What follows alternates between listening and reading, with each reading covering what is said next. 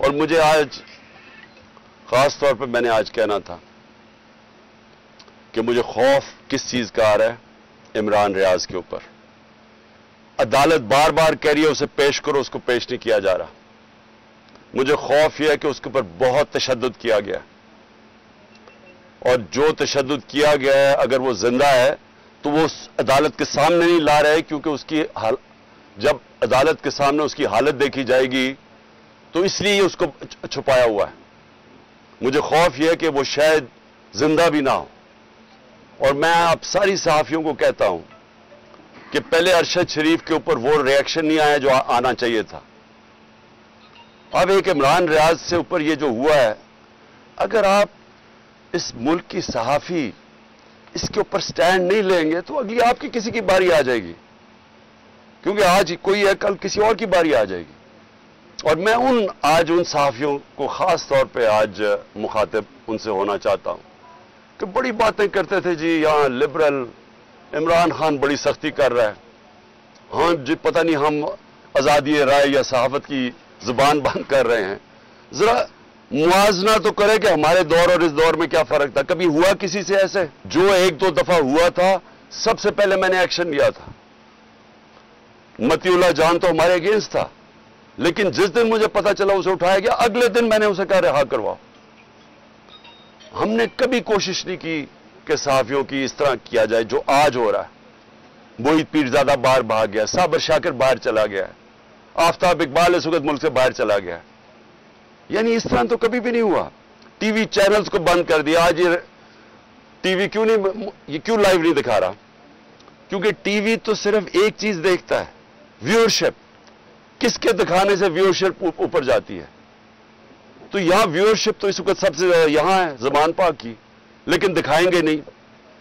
तो इस तरह का दौर कब आया था? पहले मुझे बताएं, हमारे दौर में मुझे बताएं कभी हमने ऐसे किया हो। सो ये सब का हमारे मुल्क का मसला है, ये इमरान खान अकेले का मसला नहीं है।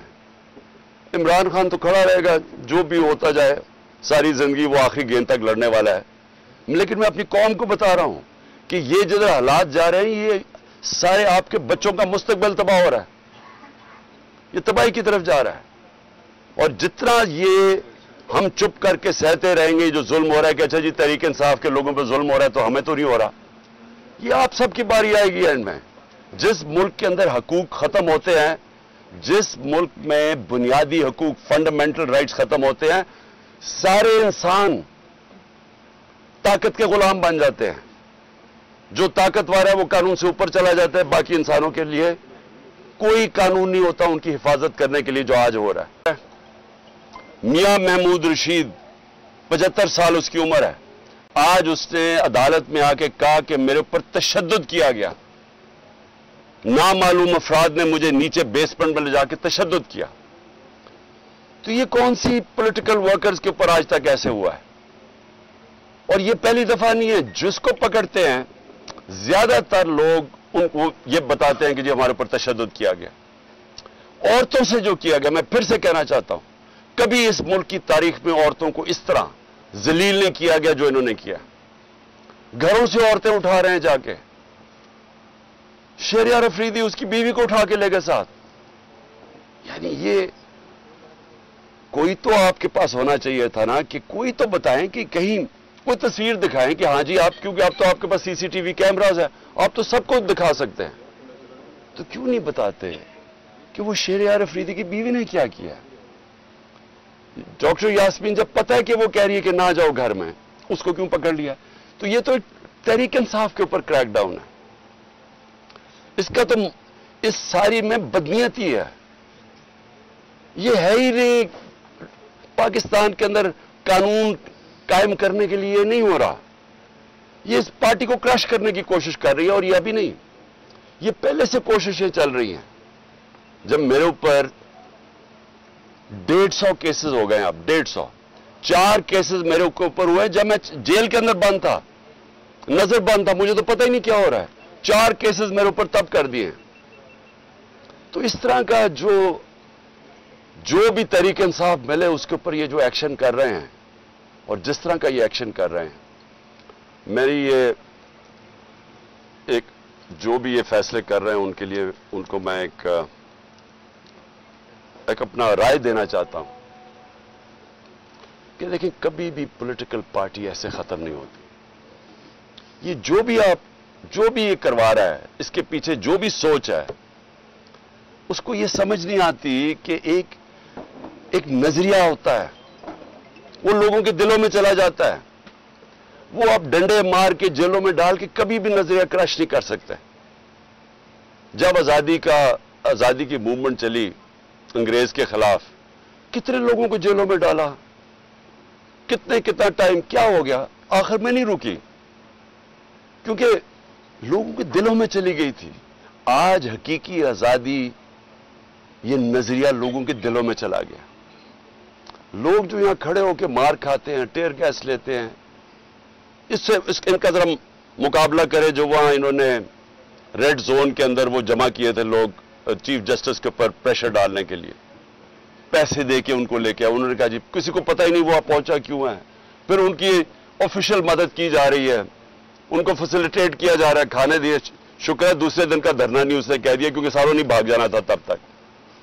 तो ये जज्बे से होती हैं चीजें। नजरिया जो होता है वो खरीदा नहीं जा सकता, ना डराया जा सकता उसको। लोग खड़े हैं सारे। मैं सुनता हूं जी आज एक और किसी ने और रिजाइन कर दिया तो और पीटीआई छोड़ रहा है। मुझे तरस आता है देख के उनकी तरफ। वो बेचारे, उनकी शक्लें देखेंगे, किस प्रेशर में वो रिजाइन किए हैं, किस तरह का उनके ऊपर प्रेशर डाला जा रहा है, बिजनेसेस के ऊपर प्रेशर डाला जा रहा है। तो क्या उनको समझ नहीं आ रही जो ये करवा रहे हैं कि इससे नहीं पार्टी खत्म होने लगी, बल्कि लोगों का गुस्सा बढ़ रहा है, वोट बैंक बढ़ता जा रहा है पार्टी का। क्योंकि लोगों को नहीं समझ आ रही क्या है। देखें, आप डंडे मार के, खौफ ज़दा करके, भेड़ बकरियों को तो जो मर्जी करवाएं कर देंगे। इंसानों से ये नहीं किया जा सकता। इंसानों के दिल और दिमाग की गेम होती है, हार्ट्स एंड माइंड्स। उनको समझाना पड़ता है। इंसान ऐसे नहीं होते कि आप आज क्रैकडाउन करेंगे तो जहां सारे ऐसे करके खड़े हो जाएंगे। जानवर नहीं है, इससे कोई फर्क नहीं पड़ना, बल्कि ये और ज्यादा ऐसे है कि आप जिस तरह दबाते हैं, ये स्प्रिंग होता है, ये और तेजी से ऊपर आ जाता है।